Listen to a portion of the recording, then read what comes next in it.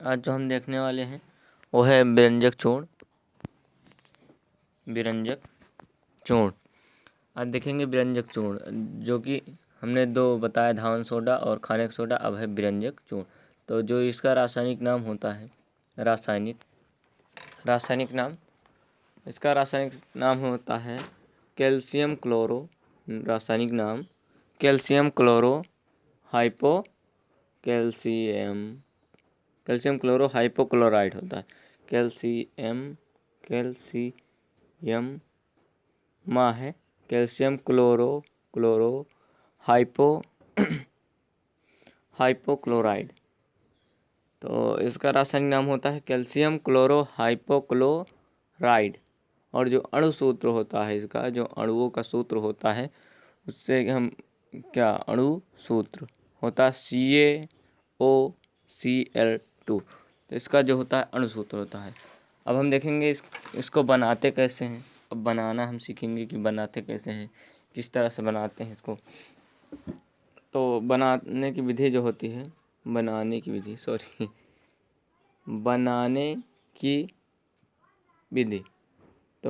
विधि क्या होती है कि शुष्क बुझे हुए चूने में क्लोरीन गैस प्रवाहित करते हैं तो बनता है प्रयोगशाला में। तो प्रयोगशाला में कैसे बनाते हैं, प्रयोगशाला में कैसे बनाते हैं। बुझे हुए चूने पर CaOH का होल्ट वाइज Cl2 Cl लिखें Cl2 CaOCl2 प्लस H2O बनता है। अब देखेंगे कैसे। देखो Ca है, इसको क्या कहते हैं, बुझा हुआ चूना है, इसमें जल भी है। CaO होता है और H2O प्लस इसमें रिएक्शन करा दो तो क्या होगा, वोल्टाइज हो जाएगा।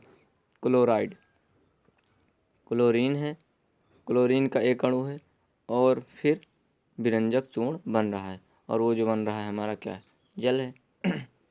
व्यंजक चूर्ण। तो शुष्क बुझे हुए चूने पर क्लोरीन गैस प्रवाहित करने पर व्यंजक चूर्ण बनता है। और व्यंजक चूर्ण बनता है, उसके साथ में जल। अब कैसे, यहाँ पर देखेंगे Ca है, वहाँ पर भी Ca है, और यहाँ पर देखेंगे 2H, क्या है 2H है और एक O बच रहा है, क्योंकि वहाँ पर O हो गया है तो H2O बन गया। और Cl2 जो है यहाँ से क्या हुआ, CO जो है यहाँ पर आ गया, और दो जो है एक 2O जो है वहाँ था, अब एक O वहाँ और एक वहाँ। और इस तरह से जो दोनों तरफ के जो परमाणु में क्या है, संतुलित है। दोनों तरफ के परमाणु की संख्या संतुलित है। और इसे जो बनाया गया, ये जो है बना है, इसे तो हम व्यंजक चूर्ण कहते हैं, ब्लीचिंग पाउडर व्यंजक। तो अब देखेंगे कि किस तरह हम लिखेंगे। हम लिखेंगे प्रयोगशाला में जब बुझे हुए चूने पर क्लोरीन गैस प्रवाहित की जाती है तो व्यंजक चूर्ण या ब्लीचिंग पाउडर प्राप्त होता है। जो रिएक्शन हमने बताया था सेम वही है। और यहाँ पर नोट है, आराम से आप लिख सकते हैं किस तरह से लिखा जाएगा। कहते हैं, अब देखेंगे कि भौतिक गुण इसके क्या क्या होते हैं। भौतिक गुण जो हमें दिखाई देते हैं, जो हम महसूस करते हैं, भौतिक गुण क्या होते हैं इनके। भौतिक गुण देखेंगे, यह देखा जाए तो यह क्या है, इसमें क्लोरीन जैसी गंध आती है, जो क्लोरीन से बना होता है, और इसमें क्लोरीन जैसी गंध भी आता है। अगर कार्बन डाइऑक्साइड प्रवाहित करते हैं तो क्या होता है, ये क्लोरीन को त्याग करता है, क्लोरीन गैस निकलती है, तो इसमें क्लोरीन जैसी गंध आती है। और यह जो है जल में विलय है, लेकिन अशुद्धियों के कारण यह पूर्णतः जल में मिल नहीं पाता है, पूरा मिल नहीं पाता है। और तीसरा जो है कि ये जो है पीले रंग का चूर्ण है। पीले रंग का क्या है, चूर्ण है। इसका रंग जो होता है पीला होता है। तो ये हमारे, जैसा कि यहाँ पर साफ साफ भौतिक गुण लिखा है कि हल्के पीले रंग का चूर्ण होता है, यह जल में विलय है, लेकिन अशुद्धियों की उपस्थिति के कारण यह जल में पूर्णतः कभी भी घुल नहीं पाता। इनमें क्लोरीन जैसी गंध आती रहती है। ये है इनके भौतिक गुण क्या क्या होते हैं, जो हैं भौतिक गुण हैं। अब देखेंगे रासायनिक गुण इनके क्या होते हैं, जो हमें दिखाई नहीं देते, परंतु रिएक्शन करके कुछ दूसरे प्रोडक्ट बन जाते हैं। रासायनिक गुण। रासायनिक गुण क्या होते हैं इनके? नंबर 1 जो होता है CaOH से CO2 से अभिक्रिया, मतलब कार्बन डाइऑक्साइड से क्रिया जो होती है कैसे होती है। तो CaOCl2 प्लस CO2, अब जब इसमें मिलाए CO2 गैस प्रवाहित किए तो अब यहाँ पर क्या बन रहा है? यहाँ पर क्या बनेगा? ध्यान से देखिए, यहाँ पर बनेगा Ca। अब यहाँ पर देखेंगे हम CaCO3 plus H2O sorry plus Cl2 gas निकलेगी। H2O कहाँ? तो Ca है, यहाँ पर Ca जो है, Ca से एक ऑक्सीजन CO2 में जुड़ जाएगा तो CO3 हो जाएगा, यहाँ हो गया। और Ca जो है वहाँ पर जुड़ गया, Ca जो है वो CO2 के साथ निकल गया और उसमें से क्लोरीन जो है वो निकल जा रही है क्लोरीन जो है निकल जा रही है गैस। तो इस तरह से ये रिएक्शन हो रहा है। हम देखेंगे यहाँ पर Cl2 है या इधर भी। तो कार्बन डाइऑक्साइड से अभिक्रिया गैस से क्रिया करके, कार्बन डाइऑक्साइड गैस से क्रिया करके क्या क्लोरीन गैस मुक्त करती है। और रिएक्शन जो होता है हमने वहाँ पर आपको समझा दिया था और आप साफ साफ इसको नोट कर सकते हैं।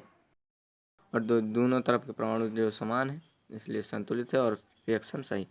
अब जो दूसरा है अम्लों से क्रिया, अम्ल से जो अपक्रिया करेगा तो कैसा, इसमें क्या परिवर्तन होगा ये देखना है हमें। तो अम्ल लेते हैं, मार्कर नहीं चल रहा है, अम्ल ले रहे हैं CaOCl2, पहले क्लोरीन गैस बेरंजक चूर्ण लिए, फिर उसमें H2SO4 सल्फ्यूरिक अम्ल लिए, सल्फ्यूरिक अम्ल। तो CaSO4 का होल टच प्लस H2O बन रहा है। अब देखो यहाँ पर देखना है हमें, और प्लस Cl2 गैस जो है निकल जा रही है। यहाँ पर देखा जाए तो Ca जो है SO4 की जगह पर H2O की जगह पर Ca आ जा रहा है। H2O को क्या कर दे रहा है? निकाल दे रहा है, हटा दे रहा है, मतलब विस्थापित कर दे रहा है। विस्थापन अब किया है तो यहाँ पर से Ca आ गया और प्लस H2O जो बचा है, H2O का, और O उधर बचा है H2, और Cl2 जो बचा है, वो नीचे है हमारे।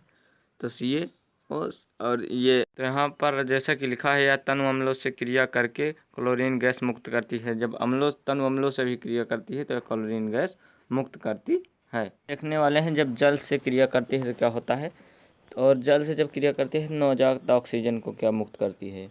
और देखेंगे Ca, अब ये जब मिलेगा तो CaCl2, क्योंकि Ca प्लस और Cl2 माइनस, तो CaCl2 प्लस क्या होगा, यहाँ से HCl जो है HClO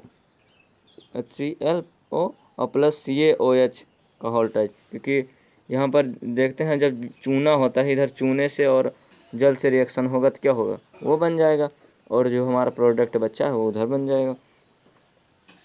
और फिर देखते हैं CaCl2 यहाँ पर हो गया, और जल जो है चूने में समाहित हो जाता है, ये अपक्रिया में हमेशा होता है।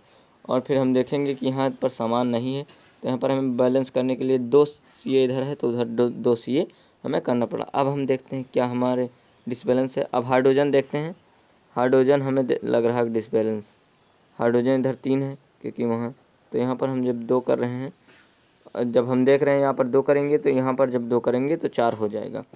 तो 2 दूना इधर 4 हो गए, वहाँ पर 2, वहाँ, और इधर जब करेंगे 2 दूना 4, तो यहाँ पर हमारा क्या हो गया, बैलेंस हो चुका है। अब जो है इसमें से क्या हो रहा है, ये क्या है, ये बना, उसके बाद इसमें से अब ये नवजात ऑक्सीजन बनेगा।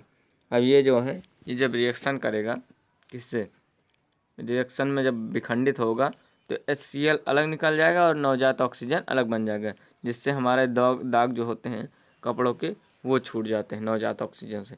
HCl प्लस CO जो ऑक्सीजन जो है वो नवजात ऑक्सीजन जैसा निकल जाएगा। तो इस तरह से हमारा ये रिएक्शन हो रहा है, नवजात ऑक्सीजन निकल जा रहा है। और यहाँ पर ये दिखाई नहीं दे रहा है Ca, ये C है, ये C है। तो इस तरह से हमारा ये जो रिएक्शन होता है इस तरह से पूर्ण होता है। और इसे जो कहते हैं, इसे आप जानते, ये नवजात ऑक्सीजन है, नवजात ऑक्सीजन ऑक्सीजन, और ये जो है हाइड्रोक्लोरिक अम्ल, और ये जो जानते हो कैल्शियम क्लोराइड, और उसके बाद सी कैल्शियम हाइड्रोक्साइड, और ये जो है बुझा हुआ चूना है, इसको आप जानते हैं क्योंकि वहाँ पर भी था। ठीक, यहाँ पर कैमरा टेढ़ा हो गया था, अब यहाँ पर आपको साफ साफ दिखाई दे रहा होगा कि किस तरह से है। और यहाँ पर नोट है, आप लिख सकते हैं, या जल के साथ क्रिया करके नवजात ऑक्सीजन बनाता है। ठीक, अब आगे देखेंगे कि इसका उपयोग कहाँ होता है। प्रयोगशाला में अभिकर्मक के रूप में, मतलब कोई प्रोडक्ट बनाने में, जैसे नवजात ऑक्सीजन, और फिर इसमें दूसरा है नवजात ऑक्सीजन बनाने में। फिर उसके बाद इसका उपयोग विभिन्न पदार्थों के रंग उड़ाने में किया जाता है। मतलब इससे क्या होता है कि कपड़े साफ़ हो जाते थे, जो दाग लगते हैं वो साफ़ हो जाते हैं। इसका उपयोग जीवाणु के रूप में तथा कुछ यौगिकों के बनाने में किया जाता है। जो जीवाणु मतलब होता है, उसमें जो जल में कीटाणु होते हैं उनको मारने के लिए भी किया जाता है, और कुछ यौगिकों को बनाने के लिए भी किया जाता है। यौगिक को बनाने में भी इसका उपयोग होता है, वही ऊपर वाला है, और 2 लिख दिया गया है। तो इस तरह से हमारा जो उपयोग होता है, 2 ही उपयोग पूछा जाता है। आप सिंपली जान सकते हैं उपयोग क्या है, बहुत आसान है। तो मिलते हैं अगली वीडियो में, तब तक के लिए धन्यवाद।